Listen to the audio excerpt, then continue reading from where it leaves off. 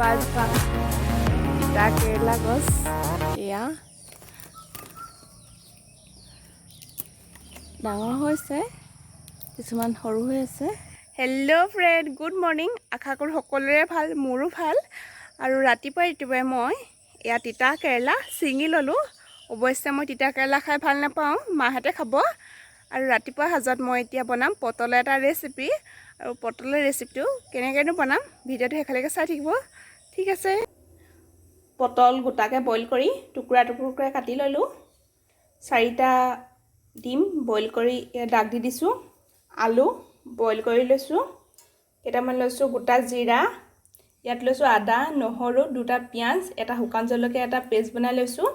এটা মিডিয়াম চাইজৰ পিঁয়াজ কাটি লৈছোঁ। এখিলা তেজপাত, 2টা শুকান জলকীয়া লৈছোঁ। কেৰাহী গৰম হৈছে, মই এতিয়া ইয়াত দিম মিঠাতেল।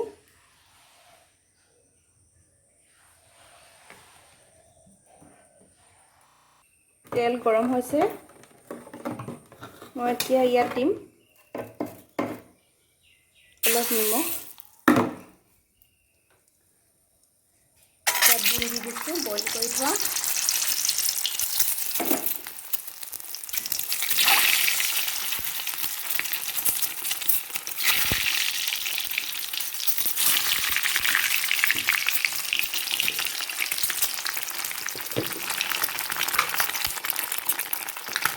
অলপ কম পৰিমাণে দিছোঁ হালধি।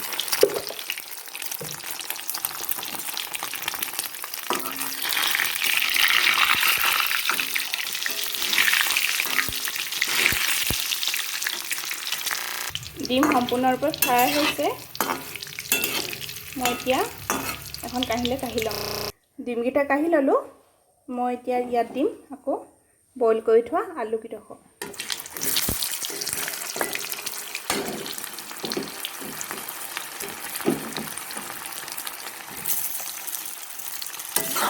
আলুকেইডোখৰ অলপ ভাজি ল'ম।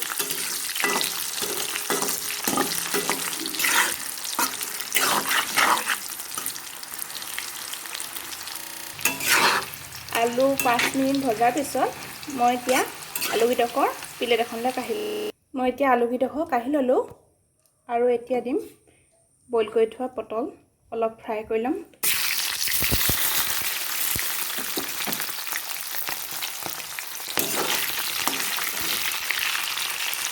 পটল অলপ ফ্ৰাই কৰাৰ পিছত মই এখন প্লেটলৈ কাঢ়ি ল'ম।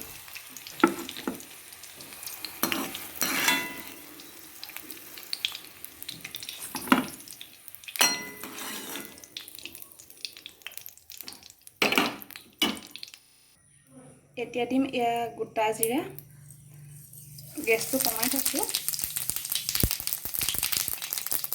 আৰু দিম ইয়াত এখিলা তেজপাত আৰু 2টা শুকান জলকীয়া।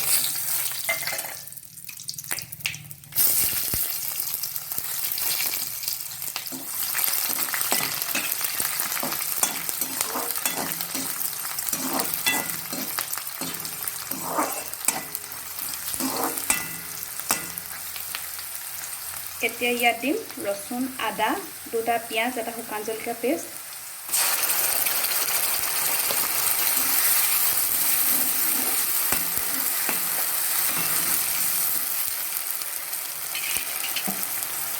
আৰু ইয়াত দিম সোৱাদ অনুসৰি নিমখ, এয়া হালধি,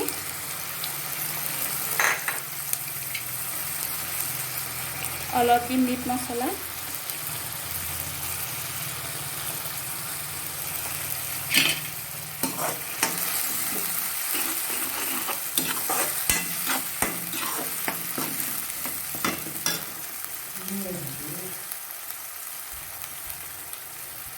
এতিয়া দিম অলপ গৰম পানী।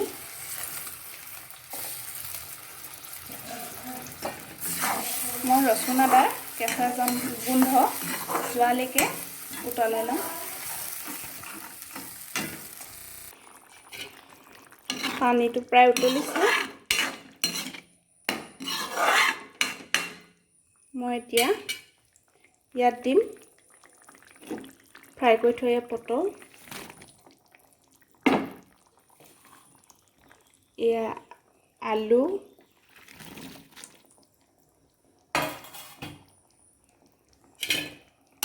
অলপ লৰাই দিম।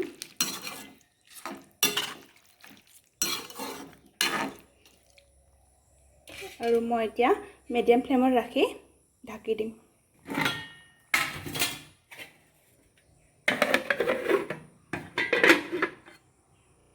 এতিয়া অলপ সিজাৰ পিছত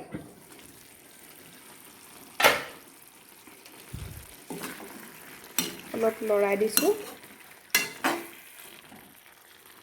মই এতিয়া ইয়াত দিম গৰম পানী, কুহুমীয়া গৰম পানী।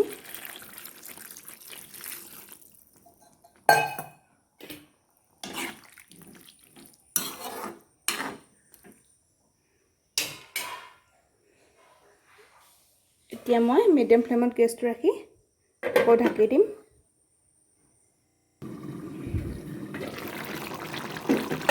5 মিনিট সিজাৰ পিছত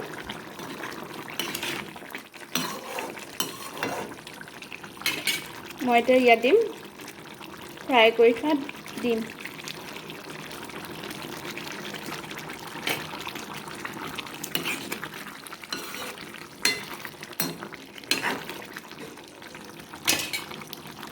আৰু এতিয়া ইয়াত দিম অলপ গৰম মছলা।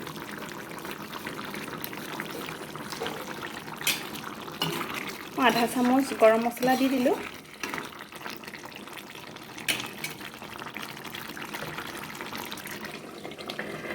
অলপ সময়ৰ কাৰণে ঢাকি দিছোঁ। পটল, ডিম, আলু ৰেচিপিটো হৈ গ'ল।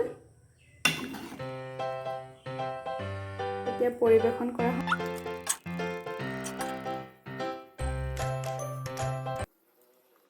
আজি এই ডিম, আলু, পটলৰ এই দমৰ ৰেচিপিটো খাই ভাল লাগিলে। আপোনালোকে বনাই খাই চাব আৰু কেনেকুৱা পায় কমেণ্টত জনাব। মোৰ এই ব্লগটো যদি চাই ভাল লাগিলে লাইক কৰিব, শ্বেয়াৰ কৰিব, কমেণ্ট কৰিব আৰু ছাবস্ক্ৰাইব কৰি দিব। আজিৰ এই ভিডিঅ'টো ইমানতে সামৰিছোঁ। আকৌ লগ পাম পুনৰ নতুন ভিডিঅ'ৰ সৈতে।